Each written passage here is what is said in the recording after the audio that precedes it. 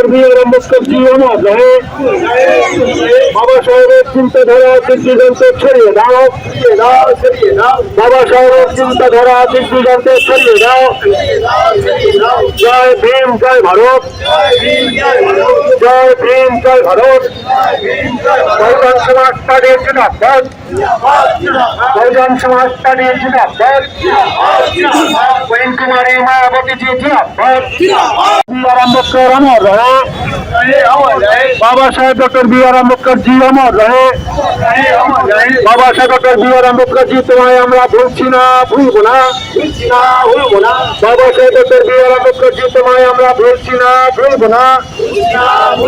বাবা সাহেব doctor B.R.. Ambedkar জি চিন্তাধারা দিগ্গজানকে ছড়িয়ে দাও, বাবা সাহেবের চিন্তাধারা দিগ্গজানকে ছড়িয়ে দাও। জয় ভীম জয় ভারত, জয় ভীম জয় ভারত। সমাজ পার্টি জিন্দাবাদ, জিন্দাবাদ জিন্দাবাদ। সমাজ পার্টি জিন্দাবাদ,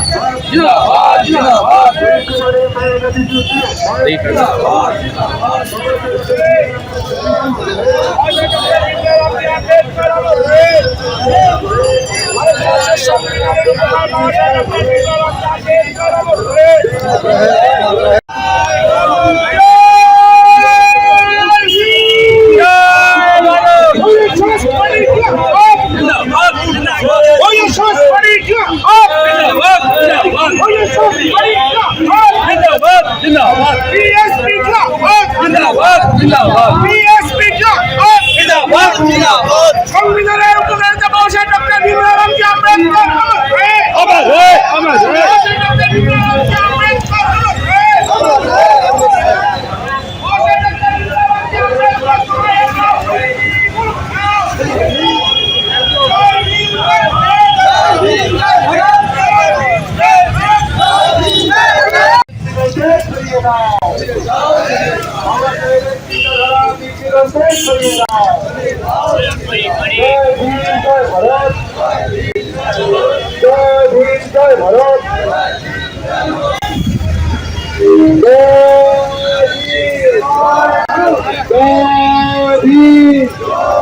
बहुजन समाज पार्टी जिंदाबाद, बहुजन समाज पार्टी जिंदाबाद, बहुजन समाज पार्टी जिंदाबाद।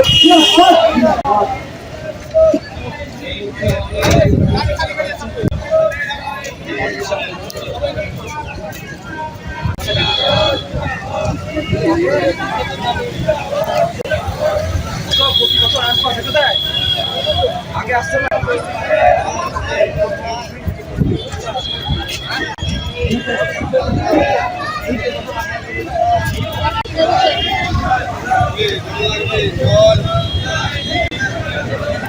The ROCD entire possession at now Hara Revenue Sergeant Blank.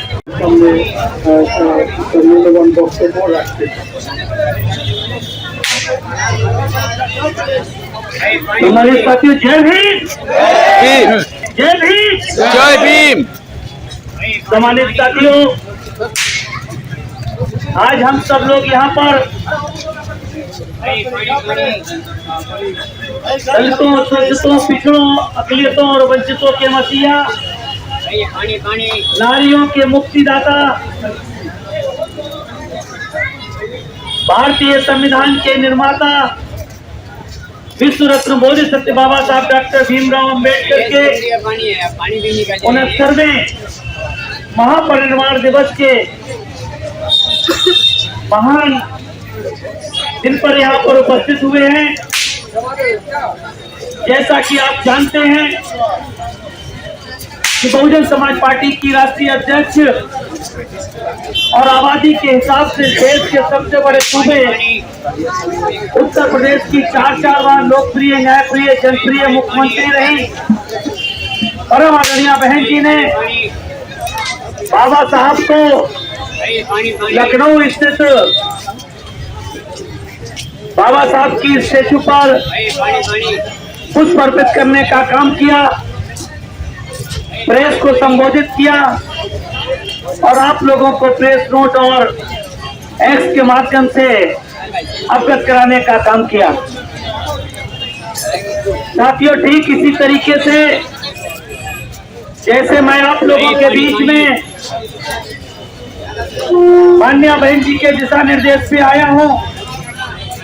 ऐसे ही पूरे देश के हर प्रदेश में लोगों ने न सिर्फ भारत में बल्कि दुनिया में अपने मसीहा को भावभीनी आदरांजलि देने का काम किया है।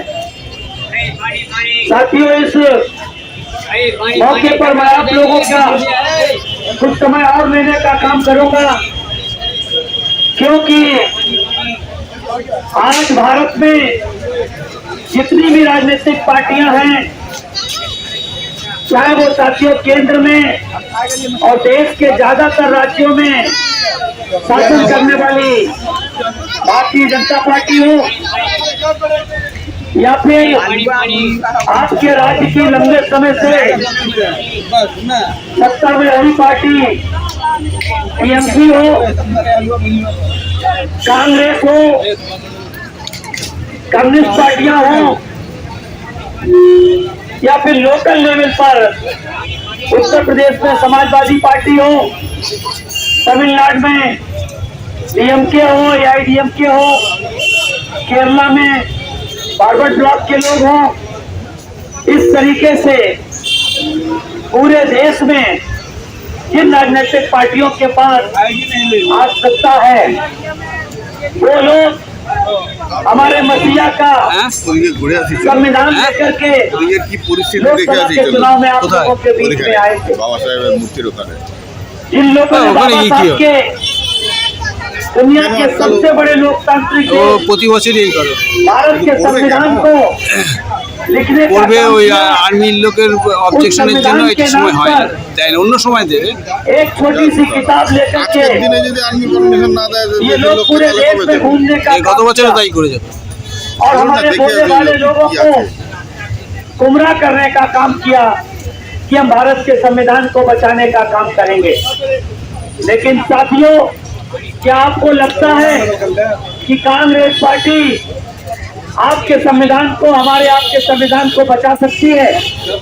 ये वही कांग्रेस पार्टी है जिन्होंने साथियों बाबा साहब को जीते जी सम्मान देने का काम नहीं किया, यहाँ तक कि उनके महापरिनिर्वाण के बाद भी उनको सम्मान देने का काम नहीं किया। जब साथियों देश आजाद नहीं हुआ था, देश आजादी के कगार पे था, तो इस कांग्रेस पार्टी ने बाबा साहब को कॉन्स्टिट्यूशन असेंबली में रोकने का काम किया, जाने से रोकने का काम किया। बॉम्बे में बाबा साहब कॉन्स्टिट्यूशन असेंबली के लिए चुनाव लड़ रहे थे, तो साथियों इस कांग्रेस पार्टी ने बाबा साहब को हराने का काम किया। और कांग्रेस ने उस समय क्या कहा कि हमने कांग्रेस शासित राज्यों के, जैसे उस समय देश के ज्यादातर राज्यों में कांग्रेस की सरकारें थी, इसलिए उसने क्या कहा कि हमने कांग्रेस शासित राज्यों के दरवाजे खिड़कियां ही नहीं, रोशनदान तक बंद कर दिए हैं। डॉक्टर अंबेडकर कहीं से कॉन्स्टिट्यूशन असेंबली की सुनकर नहीं जा सकते हैं। लेकिन साथियों, बाबा साहब जैसे महापुरुष सदियों में एक बार पैदा होते हैं। जैसे साथियों करोड़ों लोगों में एक महापुरुष पैदा होता है, ऐसे ही करोड़ों महापुरुषों में एक मील का पत्थर होता है। और हमारे मसीहा बाबा साहब डॉक्टर भीमराव अम्बेडकर मील के पत्थर नहीं करते। उन्होंने कांग्रेस के उस चैलेंज को स्वीकार करने का काम किया और आपकी धरती बंगाल में आकर के बंगाल के लोगों ने, बंगाल के उस समय के शुरू कास्ट के लोगों ने जो कांग्रेस से चुन करके गए थे, उन्होंने बाबा साहब को वोट दे करके कॉन्स्टिट्यूशन असेंबली में चुन करके भेजने का काम किया। इसलिए साथियों, महाराष्ट्र बंगाल के लोगों का, भले बाबा साहब महाराष्ट्र में पैदा हुए, भले बाबा साहब की जन्मभूमि कर्मभूमि महाराष्ट्र थी, लेकिन साथियों जो आपको बाबा साहब ने संविधान देने का काम किया, उस असेंबली में, उस कॉन्स्टिट्यूशन असेंबली में चुन करके भेजने का काम साथियों बंगाल के लोगों ने किया। इसलिए बंगाल के लोगों का मैं हृदय की गहराइयों से स्वागत करता हूँ और अभिनंदन करता हूँ। साथियों, बाबा साहब जब साथियों कांग्रेस की सरकार में शामिल भी हुए तो किस लिए शामिल हुए थे कि वो अपने लोगों का कुछ भला कर पाएंगे। और साथियों उन्होंने जब अपने लोगों की भला करने का प्रयास किया तो कांग्रेस की साथियों अपनी सरकार ने अपने ही मंत्री के द्वारा लाए गए बिल को सरकार में और उसमें गिराने का काम किया। कांग्रेस नहीं चाहती थी कि बाबा साहब को इस देश के विकास के में किए गए कार्यों के लिए क्रेडिट मिले, इसलिए उन्होंने बाबा साहब के द्वारा लाए गए हिंदू कोड बिल हो या साथियों पिछड़ों के लिए पिछड़ा कमीशन साथियों बनाने का बिल हो, साथियों तमाम तरह के बाबा साहब के प्रयासों को इस कांग्रेस पार्टी ने साथियों गिराने का काम किया, बाबा साहब को धोखा देने का काम किया। और तब जाकर के साथियों बाबा साहब ने कांग्रेस की सरकार से इस्तीफा देने का काम किया और ये कहा कि मैं अपने लोगों की मदद पूरे देश में घूम घूम के प्रचार करके उनको जागरूक करके करने का काम करूंगा। साथियों जिस महापुरुष ने दुनिया के सबसे बड़े लोकतांत्रिक देश का संविधान लिखने का काम किया हो, उस देश की सरकार ने तमाम लोगों को भारत रत्न देने का काम किया। इस कांग्रेस पार्टी की सरकार ने तमाम लोगों को भारत रत्न देने का काम किया, लेकिन साथियों हमारे मसीहा बाबा साहब को भारत रत्न देने का काम नहीं किया। लेकिन आज उन्हीं के वारिस, उन्हीं के परिवार के, उनकी खानदान के लोग आज साथियों झूठा बाबा साहब का संविधान लेकर के घूमते हैं, हमारे लोगों को गुमराह करते हैं। अगर वो सही माने में बाबा साहब के अनुयायी बनना चाहते हैं, सही माने में अगर उन्होंने बाबा साहब के बनाए संविधान के हिसाब से काम करने का काम किया होता तो इस देश में बहुजन समाज पार्टी बनाने की जरूरत नहीं पड़ती। क्योंकि साथियों बाबा साहब तो चाहते थे कि बाबा साहब ने जो संविधान दिया है उस संविधान में लिखे गए शब्दों को इम्प्लीमेंट करने का काम करेगी सरकार। तो साथियों उन्होंने कहा था कि संविधान कितना भी खराब क्यों ना हो, अगर उसको लागू करने वाले लोग अच्छे होंगे तो खराब संविधान भी सफल साबित होगा। अगर संविधान कितना भी अच्छा क्यों ना हो, अगर उसको लागू करने वाले लोग नालायक होंगे तो वो संविधान असफल हो जाएगा। साथियों पहले साथियों उन्होंने बाबा साहब के बनाए संविधान में ढेर सारे संशोधन करके उसको कमजोर करने का प्रयास किया। आज वही संविधान को लेकर के घूमने का काम करते हैं। इन्होंने बाबा साहब को भारत रत्न देने का काम नहीं किया। बाबा साहब को भारत रत्न कब मिला? जब बहुजन समाज पार्टी 1989 में 3 मेंबर ऑफ पार्लियामेंट चुन करके आई। 3 member of parliament 13 MLA Uttar Pradesh से चुन करके आए। बीपी सिंह की माइनॉरिटी की सरकार को जब हमारे MP की जरूरत पड़ी, राधानिया बहन जी के नेतृत्व में जो 3 MP चुन करके आए थे वो चाहते थे कि बहन जी कैबिनेट मंत्री बन करके हमारे साथ कैबिनेट में रहें, लेकिन बहन जी ने कहा कि हम आपकी सरकार को समर्थन जरूर देंगे लेकिन हम आपकी सरकार में शामिल होने का काम नहीं करेंगे, हमारी शर्तों के साथ हम समर्थन देने का काम करेंगे। माननीय बहन जी ने उनको समर्थन देने का काम किया, लेकिन उन्होंने पहली शर्त रखी, हमारे मसीहा बाबा साहब को भारत रत्न देने की मांग करने का काम किया।